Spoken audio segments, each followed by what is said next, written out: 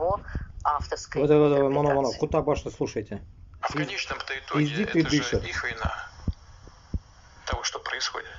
Угу. Все сегодняшние власти в Киеве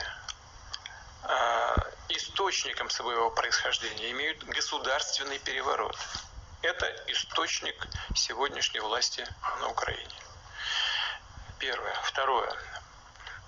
Допустив госпереворот, а западные спонсоры, способствуя ему, организуя ему, создали условия для перехода тлеющего конфликта в конфликт вооруженный. Это они в этом виноваты. Пытаются переложить с больной головы на здоровую и вину возложить на Россию за сегодняшние трагические события. Но это результат их политики. Такой пиздобол, пиздец, что касается где того, что такого происходит уёбка на нахуй еще Харьковском найти направлении, можно, блядь? это Какого, тоже блядь? их вина.